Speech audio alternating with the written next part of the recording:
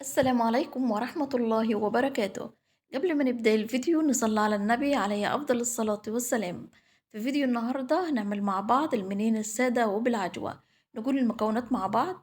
معايا كيلو دقيق، ومعايا كوبايتين سمنة بالمج بتاع الشاي، ومعايا معلقتين كبار سمسم، ومعايا باكت خميرة يعني معلقة كبيرة، ومعايا نص معلقة ملح، ومعايا معلقة صغيرة بيكنج باودر، ومعايا معلقتين سكر.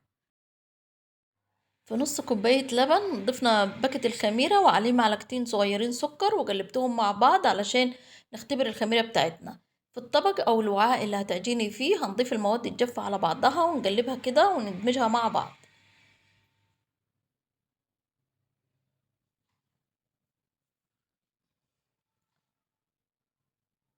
خلاص كده بعد ما قلبنا كل المواد الجافة مع الدقيق هنضيف السمنة. السمنة دي أنا دفيتها بس على النار علشان أعرف أخد المقدار بتاعها. هنحاول نغلف الدقيق بالسمنة زي ما انت شايفة كده.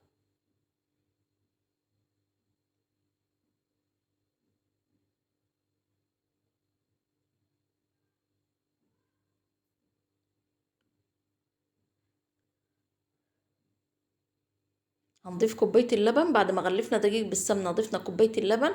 الكوباية اللي معايرة بيها اللبن هي اللي عايرت بيها السمنة. حاولي بقى تلمي بس ما تعجنيش كتير علشان العجينة ما تعملش معاكي عرق والمنين ينشف منك ومش هيبان فيه السمنة.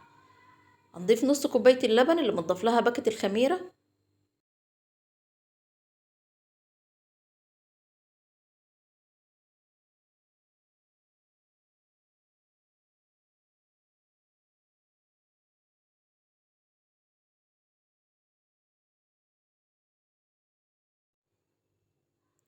زي ما انت شايفة الطبق اللي بعجن فيه وايديا نطفوا، معنى كده ان عجينتي صح ومقاديري مظبوطة.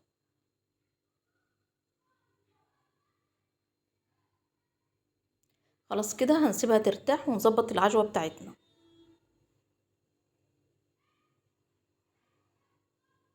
العجوة دي انا عاملاها في البيت وان شاء الله هنزل لكم الفيديو بتاعها. ضفنا على العجوة معلقة كبيرة زبدة بلدي. ممكن تضيفي معلقتين كبار سمسم على العجوة أو معلقتين سوداني مجروش ناعم. خلاص كده قلبنا العجوة مع الزبدة. هنجيب كيسين تلاجة ونفردهم ونحط بينهم كده قطعة عجوة ونحاول نفردهم مع بعض. طبعا أنا عندي مردانة بس بحاول أبسط الأمور على ست البيت البسيطة اللي زيي، يعني مفيش مردانة مش هتيجي في الوصفة. حاولي تفردي كده زي ما انت عايزة. بقى انت هتفردي العجوة وزي ما هتفردي العجوة هتفردي زيها العجين. خلاص فردنا العجوة وركناها على جنب. هنحاول ننظف المكان ونبدأ نفرد قطعة عجينة بالظبط مقاس العجوة اللي فردناها.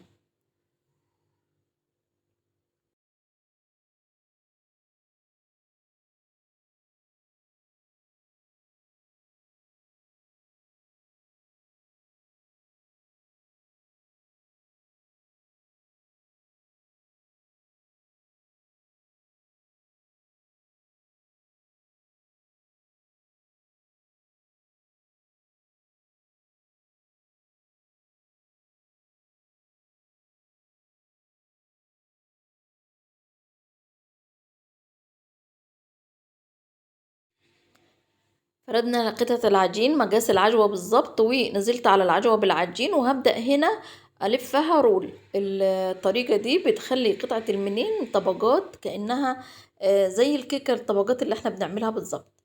بيبقى شكلها جميل جدا لما بتفتحيها كده. المهم لفينا العجينة معانا رول. حاولي تقفلي كده علشان العجوة ما تجيش في قاع الصاج أو الصينية اللي هتخبزي فيها وتتحرق منك. زي ما انت شايفة كده قطعي المقاس اللي انت تحبيه، يفضل ان ما تكبريش علشان لسه هنسيبها حوالي ربع ساعة تختمر فحجمها هيكبر، فالمفروض ان هي يكون الحجم المعقول يعني. هتجيبي كده طبق فيه مية او لبن وتغطسي فيه حبة المنين اللي انت قطعتيها وبعدين تغطسيها في السمسم. السمسم ده لازم يكون ني علشان لما تدخل الفرن ياخد تحميصة كده مع سوى المنين يبقى معقول، لكن لو هو متحمص هيتحرق معاكي علشان على الوش وطعمه مش هيبقى احلى حاجة. هنحاول نعمل شكل تاني كده زي ما انتوا شايفين. انا عارفة انكم شاطرين وبتعملوا احلى حاجة، لكن أنا دايما بخاطب بنات الصغيرين اللي داخلين على الجواز أو اللي في الجامعة أو في ثانوي، ممكن يستفيدوا مني بمعلومة.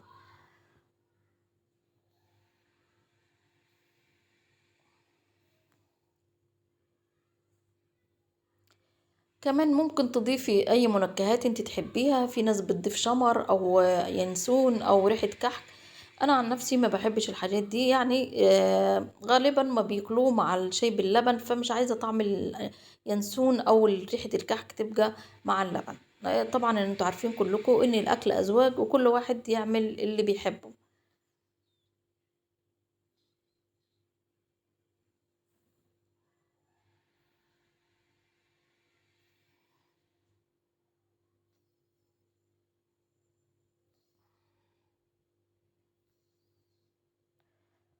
اخر العجينة عملناها سادة زي ما انتوا شايفين كده. طبعا مش المقدار ده اللي انا هعمله، انا عملت شوية كمان بس سادة من غير عجوة.